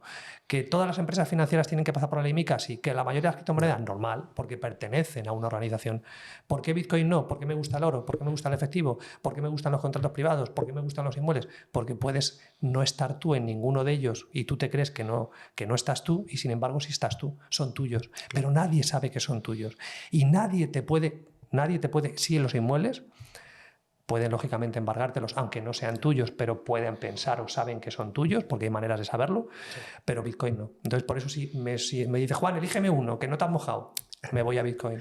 Genial, genial. Yo comparto. Es decir, yo creo que también es la evolución casi normal de mucha gente. Comienza con inmuebles porque pienso que es lo más tangible, ¿no? Es decir, tocas el ladrillo, lo más tradicional también, pero luego vas evolucionando, vas conociendo, para mí es una herramienta, un refugio de valor, como lo quieras llamar, vas conociendo Bitcoin, que es apasionante ese mundo y también la utilidad que tiene, y vas yendo también o vas pivotando hacia ese tipo de inversiones.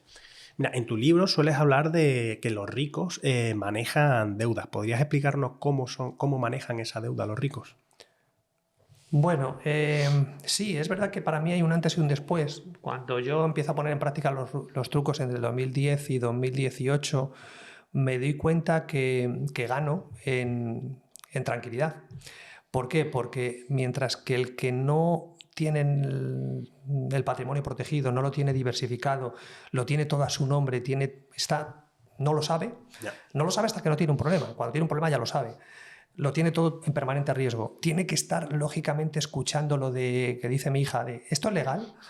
Tiene que estar escuchando todo el rato lo mismo. ¿Por qué? Porque si te sales de la ilegalidad, te pueden quitar lo que tienes. Entonces, y de hecho a veces te lo intentan quitar o te intentan meter sanciones, o pagas impuestos 2 veces y luego tienes que recurrir. Para recurrir tienes que volver a pagar. Entonces se producen un montón de despropósitos que al final sí he visto que en el rico maneja la deuda de otra manera. ¿Por qué? Porque cuando tú diversificas de tal manera donde en tus ahorros no están en la misma banco donde tienes tus deudas, donde todo lo tienes a nombre de sociedades, donde al final tú tienes quizás algo a nombre tuyo, pero igual hay 1.000 euros, y como digo en los libros, la sanción que te van a dar a ti y a mí por el mismo delito, sea lo que sea, no presentar el impreso 720, lo que sea, cualquier sanción, tanto a nivel de un particular, de una empresa, del gobierno o de Hacienda o de quien sea, va a ir en función de lo que tú tengas. Si me investigan en Juan Haro y dicen, coño, este tío está pelado, seguramente ni me sancionen, o me sancionan, vale, pero ¿cómo van a poder cobrar?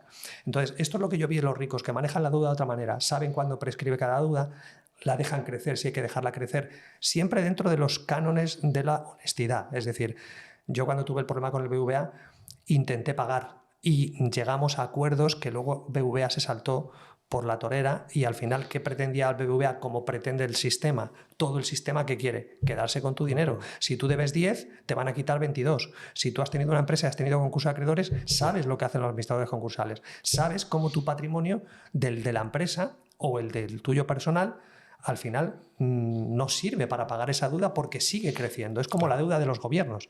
Entonces, los ricos me encantó cómo manejaban la deuda. Por eso me gustan también los inmuebles, Raúl, porque mientras que tú les llevas acciones del banco a la Seguridad Social o Hacienda para pagar una deuda y no te las cogen, tú le llevas un inmueble. Si ven que no tienes dinero en las cuentas, porque si ven que tienes dinero en las cuentas, van a por el dinero. Dicen, no quiero el inmueble. Pero si ven que no tienes nada más, te cogen el inmueble. Y una deuda de 50.000 euros sobre un inmueble que está tasado en 80.000 y tú lo compraste por 20.000, estáis ganando todos. Hacienda, porque se ha hecho con un inmueble de 80.000 según tasación oficial, tú porque debías 50.000, pero el inmueble te costó 20.000, le has sacado 30.000 euros. Entonces, esta forma de pensar de la deuda de los ricos me encantó, de cómo realmente, al tener todo tan diversificado y de forma privada, evitan abusos. Es decir, esto no lo hace el rico o yo, cualquiera, no lo hacemos porque queremos ser más listos o más guapos o porque queremos aprovecharnos de ti. Tú me debes ahora 30.000 pavos y como no tengo nada, digo, no te pago. No, el rico no hace eso. El rico te dice, el rico es consciente de que si algo sale mal, tiene que pagar esa deuda. Lo que no permite, que es lo que permite este sistema en el que vivimos hoy en día, que es muy triste, es que tú me quieras robar todo lo que yo tengo. Que si yo estoy pasando un momento muy malo y yo te puedo pagar y te demuestro que es un momento muy malo, que ha salido mal el negocio, no puede ser que tú me quieras quitar la casa que vale 300.000 euros cuando yo te debo 100.000. No. El sistema te permite, en vez de llegar a un acuerdo conmigo, que yo te puedo ir pagando y resarcir esa deuda, que además esa deuda ha sido creada de la nada, porque es un banco. Lo que no puede ser es que tú me quites mi casa, lo único que tenga, me eches a la calle por una deuda de 100.000 cuando mi casa vale 300.000. Claro. Y eso es lo que permite el sistema. Entonces, este tipo de manejar la deuda es para que exista justicia y paridad. Si tú sabes que yo soy un tío honesto y tú eres un tío honesto, vamos a llegar a un acuerdo en pagar esa deuda. Si tú eres un pirata o yo soy un pirata y yo no te quiero pagar, el pirata utiliza estos trucos para el mal y el que es honesto utiliza estos trucos para forzar al acreedor, sea un banco, sea Hacienda o sea tu vecino, a decirle, oye, yo te quiero pagar, pero te puedo pagar de esta manera. ¿Por qué? Porque el rico diversifica y dice, oye, este negocio, que es lo que no hace el que no es rico, tú no puede ser que se haya montado un negocio y tienes una herencia, tú no puedes pagar con esa herencia los despropósitos de esto. Son cosas distintas. No te digo que utilices parte del dinero, pero no desvistas a un santo para vestir a otro. Entonces, ese tipo de manejo de las finanzas, de las deudas, el cómo no se ponen nerviosos, cómo logran esa tranquilidad, cómo intentan llegar a acuerdos coherentes, honestos, no de que yo estoy encima y tú estás debajo. Y esto es lo que te permite tener todo esto diversificado y protegido. Y por eso el manejo de las deudas es maravilloso en ese sentido. Sí, totalmente. ¿Podrías explicarnos qué es la deuda buena y qué es la deuda mala? Es muy sencillo. Otra cosa de las cosas que yo vi al rico es que un rico puede tener un Mercedes o puede ir en un crucero, puede estar en un hotel o puede hacer 1000 cosas siempre que todo eso no lo pagues tú, sino lo pague otro. Entonces la deuda buena es aquella que paga otro y la deuda mala es la que tú pagas. Es decir, si tú tienes que trabajar, si tú tienes que cambiar tiempo por dinero para pagarte esos caprichos, esa deuda es mala. Entonces, la mayoría de la deuda es mala, porque la mayoría de la gente cuando se compra un coche, ¿qué pasa? ¿Quién paga el coche? Pues no, lo pagas tú con tu trabajo, porque trabajas en una empresa o tú como autónomo.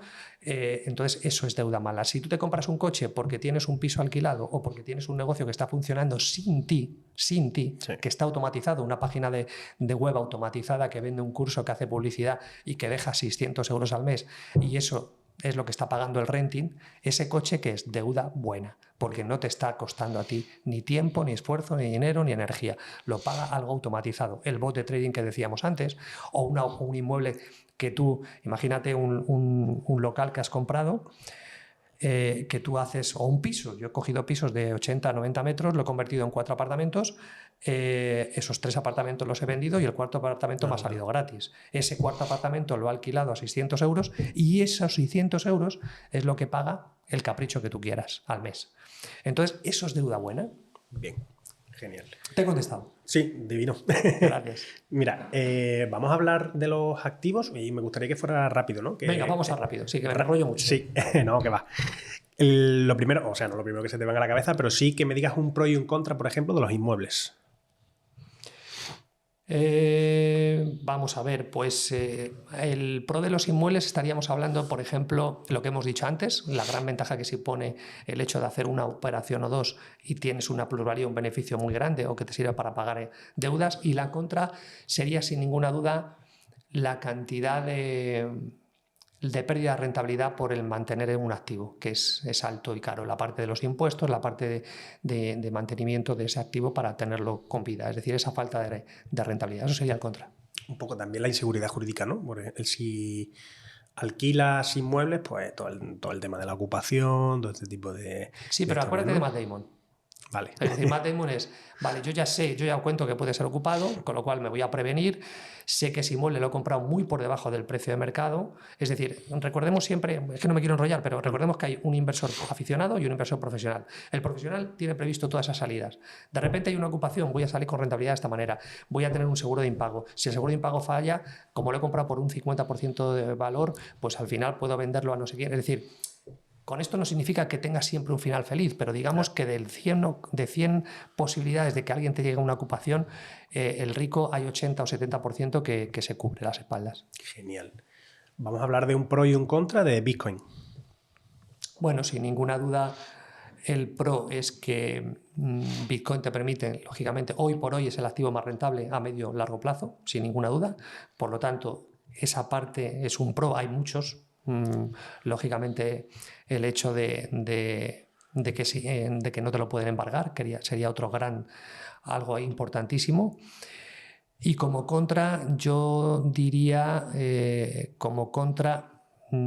explicaría el hecho de que por primera vez, y eso puede ser un contra, el Bitcoin depende de ti y no depende de ningún tercero. Y puede ser un contra porque no estamos acostumbrados a ello. Este es bueno, ¿eh? Sí, porque no estamos acostumbrados. Estamos acostumbrados a que alguien nos custodie las cosas y nos custodie los ahorros y el dinero, y ahora no, eres tú el único dueño y señor de ese Bitcoin, ¿no? Si no lo haces a través de un exchange, claro. Claro. Bien, vamos a terminar con el último, que a mí me gusta también. Un pro y un contra del oro.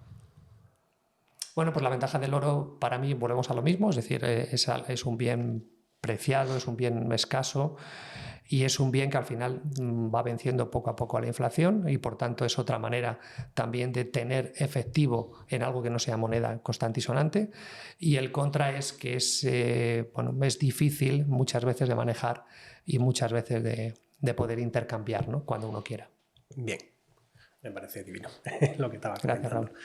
Vamos a terminar con el último bloque, que es el de la protección. Y en tu libro sueles comentar que los ricos tienen todo a nombre de sociedades. ¿Nos podrías explicar cómo funciona esto?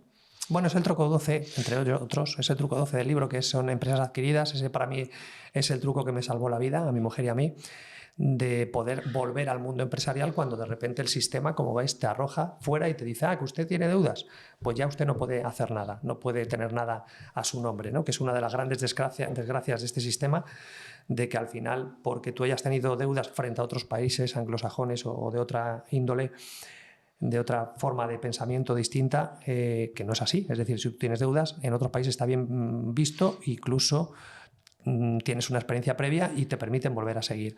Entonces, el tema de tener todo a nombre de sociedades, por ese motivo, por el motivo de que si son sociedades adquiridas, tú no apareces en el registro mercantil, porque la ley no te lo permite. Es verdad que hay un certificado de titularidad, es verdad que Hacienda sabe que tú eres el propietario, pero lo que es el quitarte esas participaciones es mucho más complicado, casi imposible. Entonces, ese es el principal motivo. Y otro es el tema yo hablo mucho dentro de la protección de patrimonio, Raúl, de lo que son empresas patrimoniales y lo que son empresas instrumentales o de capital, ¿no? Entonces, las de capital son cualquier tipo de actividad o negocio, incluido un autónomo o cualquier sociedad que lo que hace es generar movimiento, actividad, que tiene ingresos, lo llamo vacas lecheras, y las tienes que ver como tales. Y no es un término despectivo, pero hay mucha gente que se encariña con las empresas y está muy bien, pero de repente hay una pandemia o pasa cualquier situación y terminas perdiéndolo todo. Entonces la pregunta es, que yo le hago a cualquier persona que tenga negocio o que vaya a tenerlo o que sea autónomo: tu empresa patrimonial, ¿qué tiene? ¿Qué recibe cada 6 meses? Si tu respuesta es nada, porque no la tienes o porque no haces aportaciones de todo lo que tú haces, la pregunta es muy sencilla: ¿para qué trabajas? ¿Para qué van pasando los años? Si tu patrimonial tiene que ser algo intocable, algo que donde tú metes ahí oro, Bitcoin, dinero, préstamos que haces otras sociedades, donde metes ahí inmuebles que alquilas, ahí es donde está la chicha. Esa es la patrimonial, esa es la que hay que cuidar. Me da igual si tiene 1.000 euros, 100.000 o 10 millones. Pero si no tienes una patrimonial, incluso siendo trabajador por cuenta ajena, incluso siendo funcionario, la pregunta es, si has sido funcionario entre los últimos 10, 20, 30 años o has tenido trabajador por cuenta ajena, lo que has ganado, ¿dónde está? Porque, Claro. ¿qué tienes? ¿10.000 euros en cuántos años? Entonces, ¿qué está pasando con el dinero? ¿Qué pasa si mañana dejas de trabajar por lo que sea? ¿Qué pasa si hay un golpe de Estado y tú como funcionario ya no recibes dinero del Estado? ¿Qué ocurre si tienes un accidente y no puedes ir al trabajo y la pensión queda en entredicho? Es decir, ¿qué ocurre con esas situaciones que nadie quiere hablar de ellas? No tienes nada, o lo que tienes que lo tienes en una cuenta bancaria. Entonces, eso es lo que me apasiona del mundo de la empresa. Genial. Ahora que están tan de moda las sociedades holding, que están muy en boga, ¿recomiendas que todo este entramado, estas estructuras de empresas se realicen a través de una sociedad holding?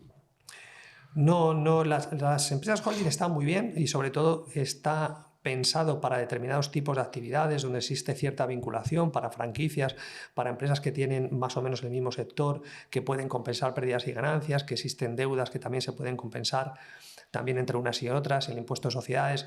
Es decir, fiscalmente es un producto, es un tipo de... tiene una fiscalidad muy interesante, pero no tiene que ver con la protección de patrimonio, no tiene que ver con todo esto que estamos hablando. Es decir, está bien y cada caso, como decíamos antes, tiene que ser estudiado, y hay sitios donde es mejor, hay empresarios que tienen 3, 4, 5 empresas y que es bueno que monten una holding, pero hay otros muchos que no. E insisto, no tiene nada que ver con lo otro.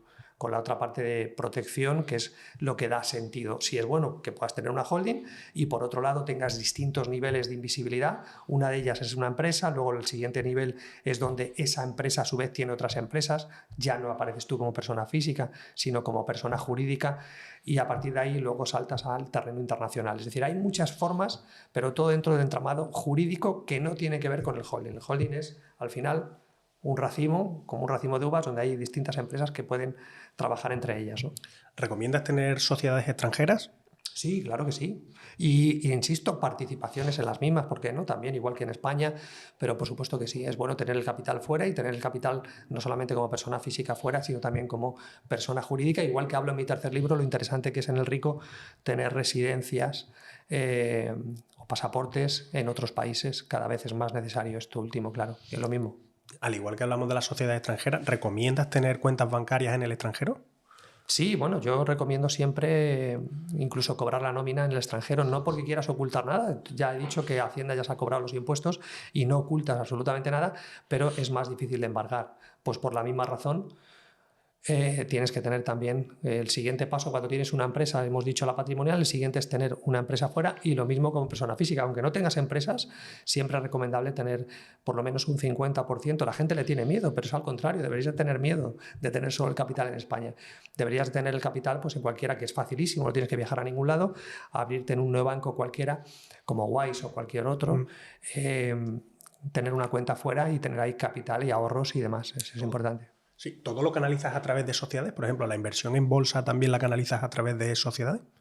Bueno, ten en cuenta que no tienes por qué. Si el dinero no lo traes a España, que también es legal, por supuesto que sí. Es decir, yo tengo cuentas de bolsa y brokers a nombre de persona física y también como empresa, y ese dinero lo dejo ahí o lo gasto con una tarjeta o hago 1000 cosas con ese capital o lo paso a cripto también. Es decir, hay multitud de formas para que al final el dinero esté más seguro fuera que dentro del territorio español. Y ya he dicho antes que a mí no se me permite tener que al final es una bendición, porque cuando te das cuenta de las ventajas que hay, a mí no se me permite tener una cuenta. No es que Juan sea un friki, es que Juan no puede tener una cuenta bancaria en España. ¿Por qué, Juan? ¿Por qué haces apología de esto? Pues porque a mí me expulsaron del sistema. Y como yo, miles, cientos de miles de personas que tuvieron una deuda con un banco X, y eso hace un efecto dominó de tal manera que cualquier otro banco te embargan el dinero, con lo cual, aunque quisiera, luego te acostumbras y es mejor no tener el dinero aquí. Y te acostumbras a vivir a nombre de empresas y es mucho más mejor, vives más tranquilo, más feliz, nadie te mete dinero en la cuenta tuya y si encima la tienes fuera, es decir, fuera en la cuenta bancaria de España, todavía mejor, aunque sea tu nombre. Genial. A mí me gustaría que de todos los trucos que comentas tienes en los libros para proteger el patrimonio, ¿con cuál te quedarías? ¿Los inmuebles? ¿Te refieres a los inmuebles o al patrimonio? De todos los trucos para proteger tu patrimonio, ¿con cuál te quedarías? Hombre, lo que yo estoy viendo, cada vez que asesoro a gente que tiene más o menos capital, estoy viendo una tendencia brutal de gente que está pasando todo a Bitcoin. Entonces, eso es lo que yo veo día a día, incluidos inmuebles. La gente está harta de pagar 15 veces impuestos por el mismo tipo de activo. Los inmuebles pasa lo mismo. La gente está harta de recibir herencias y que antes de recibirla tengas que pagar el impuesto de sucesiones.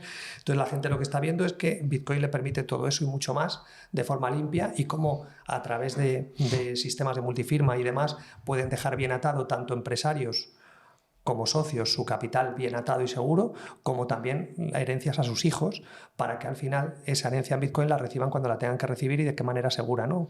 Esa famosa multifirma o tercera llave, ¿no? Entonces hay muchas formas y maneras que te permite Bitcoin que no te permiten otra forma de hacerlo, ¿no? Antiguamente, pues eso, la gente dejaba un dinerito, pero el recuperar ese dinero hoy en día es más complicado cuando está a nombre de tus padres. Se crean sociedades, es otra tendencia, se crea una sociedad donde están los hijos, aunque sean menores, donde están los padres, el usufructo, pero son sistemas más antiguos, pero si me dices elige uno, sin duda Bitcoin. Qué bien. ¿Y qué le dirías a una persona que está indecisa sobre invertir o no en Bitcoin por cuestión de seguridad o por cuestión de miedo? ¿Qué le recomendarías? Bueno, que al final, lo que he dicho antes, a mí me da mucha más seguridad, Raúl, y más tranquilidad que Bitcoin no pueda ser tocado por nadie, ni por ningún organismo, ni por nadie. Se quiera prohibir, no se puede. Eso me da más tranquilidad que el hecho de de cualquier otro activo, que como ya pasó en el año 1933, el oro lo prohibió Estados Unidos y no podías tener oro en tu casa. Entonces, ¿se puede prohibir el oro? Sí. ¿Te pueden confiscar las casas? Sí. ¿Te pueden confiscar una cuenta bancaria? Sí. Hay una media de un banco al año que quiebra todos los años en diferentes países. O sea, bancos han quebrado a lo largo de la historia muchísimos. Países también, corralitos también. Es decir, hay multitud de situaciones que pueden pasar. El tema del Bitcoin, en ese sentido, los que lo conocemos bien, hay que conocerlo bien. Puedes estar tranquilo que no va a ocurrir. Igual que el oro, pues sí, puede ocurrir también, pero jugamos siempre con probabilidades. Por eso hay que tener efectivo. Por eso no digo ten todo en Bitcoin, que hay gente que solamente vive con Bitcoin y nada más, y no conoce el euro, y se puede vivir exclusivamente de Bitcoin sin tener ninguna moneda de curso legal. Y por tanto, yo no te digo que hagas eso, tampoco te digo que metas todo el dinero en inmuebles, tampoco te digo que tengas todo el dinero en la empresa, te digo que vayas conociendo todo este abanico porque te va a hacer vivir mejor, vas a ser más libre, vas a vivir más tranquilo, con menos estrés, vas a pagar muchos menos impuestos legalmente, al final vas a trabajar la mitad de la mitad para ganar lo mismo, es decir, tu vida empieza a pegar un giro brutal cuando tienes ese conocimiento, por lo tanto vale la pena empezar a indagar en estas madrigueras que estamos comentando, tanto la de Bitcoin como muchas otras, ¿no? Sí, por finalizar, Juan. Vamos. Has comentado en varias ocasiones que te expulsaron del sistema, o que has quebrado, ¿no? ¿Cómo resurgiste de tus cenizas? Bueno, quizás porque mi vida tampoco ha sido fácil desde pequeño y todos los reveses que he tenido, al final me los he tomado como que tenía que sacarle una lección, ¿no? Aprender. Quizás por mi abuela decía una frase muy bonita que era: si el cielo se cae, a todo el mundo pilla. Y eso se lo decían a ella cuando la gente le venía diciendo problemas, ¿no? Le decían, oye, pero es que puede pasar esto, que decía mi abuela, no, dice, sí, ya, pero si el cielo se cae, también a todo el mundo pilla, ¿no? Como diciendo, ya sabemos que el cielo se puede caer, ya sabemos que el cielo a veces se cae y de repente tienes una desgracia de cualquier tipo y tienes que volver a levantarte. Pero la vida me ha enseñado, y esa ha sido mi historia, que cuando me he levantado y he dicho algo sucederá mejor, ha sucedido algo mejor. Soy un tío optimista por naturaleza y no le tengo miedo a cualquier otra quiebra porque sé que cuando venga pues volverá a resurgir, porque al final lo más importante y lo que no te pueden arrebatar, ¿por qué Juan es un enamorado de Bitcoin y por qué critica tanto este sistema? Por lo que he dicho antes, porque al final lo único que cuenta es tu habilidad. Ya sabes que hay una frase, no me acuerdo de quién es, de que si tú dividieses todo el capital que hay en este mundo y lo repartieses a todas las personas por igual, le quitas ese sueño de la izquierda, le quitas todo el dinero a los ricos y lo repartes a todos y tocamos a 50.000 euros a todas las personas de este planeta, tú sabes y yo sé que en menos de 5 años el mismo capital volverá a las mismas manos. ¿Por qué? Porque no es una cuestión de lo que tienes, es una cuestión de tu mentalidad. Y esa no te la pueden quitar. Me encanta Bitcoin porque por primera vez con 12 palabras o 24 palabras eres tú el dueño de lo que tú tengas, no hay nadie más. Entonces eso no te lo pueden quitar. El oro sí, si te extorsionan, te pueden quitar el oro. La casa lo mismo, te pueden quitar todo, pero Bitcoin no. Entonces por eso, cuando he fracasado y he tenido quiebras muy, muy gordas o muy importantes, he dicho, lo único que tengo que tener, y a lo largo de la entrevista lo he hablado, es energía. Si tú tienes energía, te cuidas cada semana, vas siendo feliz, que hemos empezado la entrevista con ese término de que es ser rico. Si tú te mantienes cuidándote, deporte, y no pensando que cuanto más te esclavices, cuanto más impuestos pagues, mejores hospitales habrá, más carreteras. Si no empiezas a vender tu alma al diablo, pues entonces vivirás plenamente. Sí, has dicho algo, la estadística es de que si repartiera el dinero a todo el mundo, le llegara a la gente, al final el dinero volvería a las mismas manos. Ocurre un poco como con la lotería. Es decir, la lotería al final el que la gana, si no es una persona que tiene cierta capacidad o que no sabe gestionar ese dinero, en menos de 5 años creo que la estadística te comenta que pierdes todo el dinero. Ahí hay una película maravillosa de Rodrigo Cortés. Sí. La película Concursante, que te lo explica muy bien, de cómo al final una de las peores pesadillas puede ser el que te toque la lotería, porque al final no sabes qué hacer con ese capital, entras en deudas, tienes que pagar impuestos. Una película fantástica. Y no olvidemos también, Raúl, si me permites, que las crisis que siempre llegarán, estamos esperando la siguiente y llegará. Eso lo mismo que vamos a pagar impuestos y que nos vamos a morir, va a pasar lo siguiente. Va a haber una gran crisis, otra, ¿vale? Se llamará pandemia, será lo que sea, pero todas las crisis se repiten y todas es lo mismo. Lo que tú has dicho es una transferencia de riqueza. ¿De qué? De la mano de todo el dinero de la gente hacia las mismas manos. Lo que he dicho antes. Se reparte todo el dinero. ¿Y dónde va el dinero otra vez de vuelta? A las mismas manos, porque son quienes controlan el mundo visible. Por eso hay mucha gente que se van a los trucos de los ricos para irte a ese mundo menos visible, donde tú seas más dueño de lo que tú tienes y vivas más tranquilo y más feliz. Pero recordemos que tanto la lotería como las crisis al final es lo mismo, es decir, puede ser una auténtica pesadilla, y si estás preparado, espera la próxima crisis, porque con el mismo capital te vas a hacer con 4 veces más patrimonio. ¿Qué hizo Emilio Botín, que en paz descanse, con el Santander en el 2006? Le llamaron loco cuando hizo que vendió todo lo que tenía, todos los activos, y se fue de alquiler. Sí. Él sabía lo que iba a venir en el 2008. Y entonces, ¿qué hizo con eso? Triplicó, cuadruplicó toda su fortuna, porque tenía un montón de dinero gracias a que vendió todo. ¿Para qué?